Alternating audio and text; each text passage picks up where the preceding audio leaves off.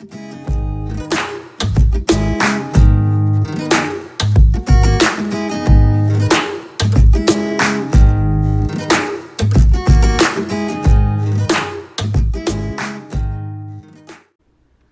guys, thanks for tuning in. I'm going to explain the system that I've created to help damaged and rotten wood siding come back to life.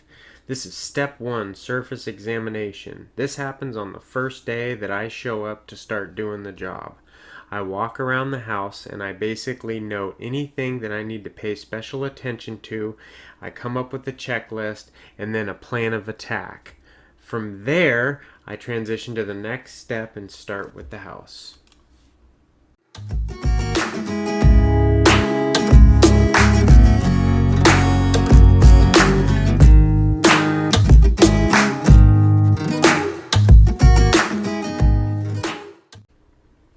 Step number 2, soak the entire house. This is a step in which we use our proprietary solution to soak the entire house. The reason that we soak the house with the solution first is because we want to kill all the mold, algae, and moss.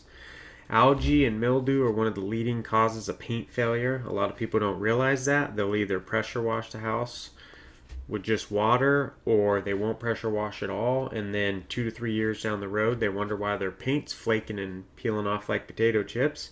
It's because those spores were deep down in the siding. It's really porous, a lot of this wood siding, so those spores can live deep down in there. So we like to kill that stuff before we start to hydro scrub. By using this solution, it kills the mold, mildew, and algae, but it also loosens all the big dirt, debris, and other particles that we want to remove before painting. If anybody's wondering, my solution's 100% biodegradable. It isn't going to kill your plants, and it isn't going to kill the neighbor's dogs. I've created it over doing this for years and figuring out what actually works. I'm not trying to use a lot of pressure on your house. I want to spray it down with this solution, kind of let it do most of the work, come in with my hydro scrub and get all the big loose dirt and debris off, and then the surface will be nice and clean and ready for the next step.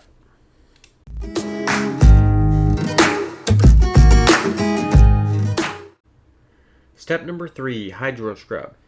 Now, when hydro scrubbing a house, if you don't know what you're doing, you can really do some damage. As you can see now, I'm getting nasty stuff out of these bricks right here. I really got the pressure cranked up. I also switch up to the gutters there, and I'm hitting that metal. Now, metal and those brick surfaces take a lot more pressure than that wood siding. That wood siding, we have to turn our machine down to a nice soft scrub. That's where you have to be careful. Now, we're not trying to take the paint off the wood. Some of the loose flaky paint comes off, but we're really just trying to get the loose dirt and debris off there so we can get ready for our next step.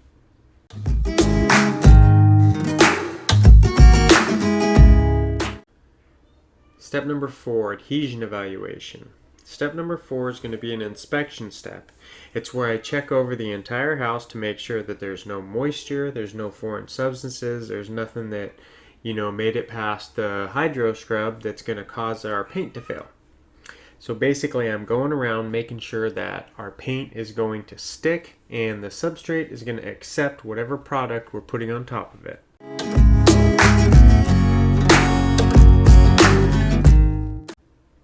Step number 5, surface abrasion. As you can see in the video, it starts off with hand tools. We go around the house. Right here I'm taking off these big chunks, all these flaky chips. We got to get them out of there. Once we get all those chips removed, that's when we switch over to the mechanical sanders and grinders, and we start going around the house, really roughing up those surfaces because we want our paint to stick. It is so important. A lot of painters do not do this. They just spray paint on the surface and call it good, but we want the paint to stick and last for a really long time.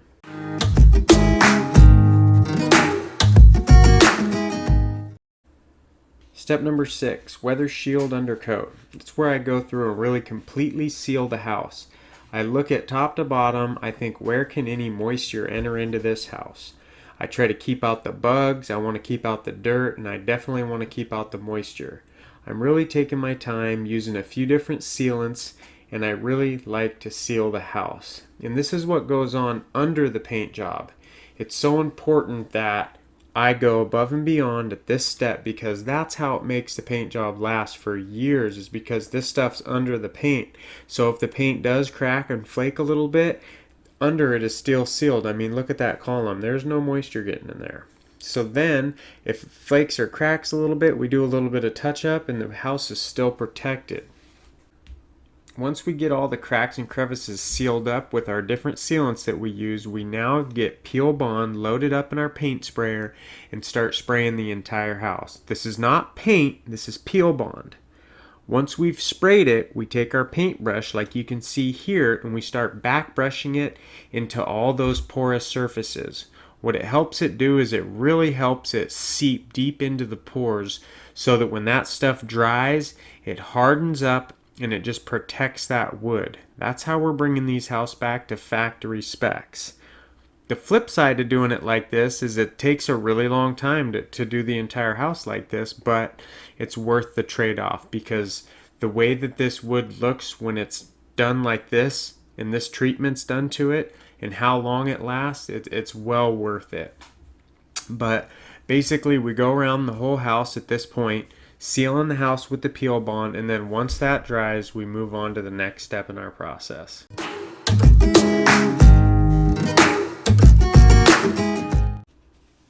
Step number 7, 5-point moisture lock inspection. This is a time that I walk around the whole house and I have a checklist of all the things that I need to check to make sure that we're watertight and that we're going to hold out the elements. Everything that I've been doing so far is to create a weather guard watertight finish. So now is a point before we go on to start applying paint. I want to make sure that we're watertight and everything's sealed up.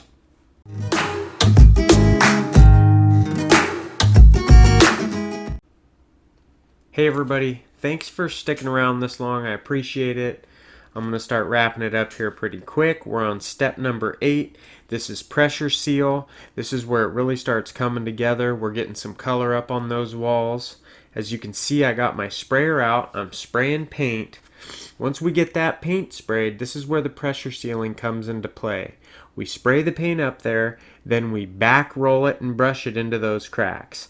Right now I'm using a roller that has a really thick pile, which means it's just really fluffy. So it pushes in all those cracks and crevices and it really allows the surface to be sealed and all the paint to cover. See that crack? Do you see the way that that paint's getting down in there?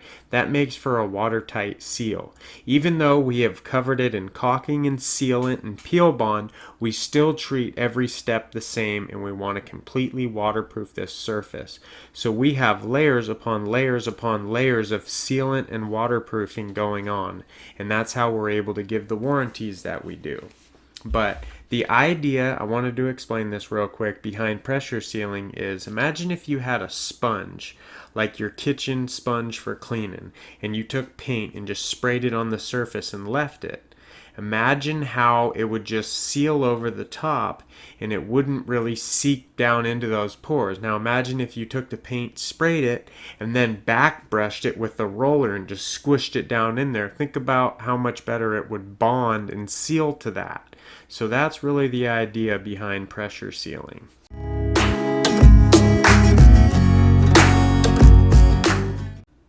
Alright, step 9, the last and final step. Apply the decorative finish coat. This is a point where all that white trim gets hand brush and rolled. The reason that we hand brush and roll it is because it's a really porous surface and we really want to make sure to stack the paint up there because those fascia boards can see some severe weather. That rain will hit it, the sun will hit it, the moisture wicks up in it and it'll dry out. But if we can get it thick and protected, it's going to last. You're looking at a house that is being completely redone. It's weather tight and it is going to last for a very long time. All you have to do is keep up on your yearly maintenance.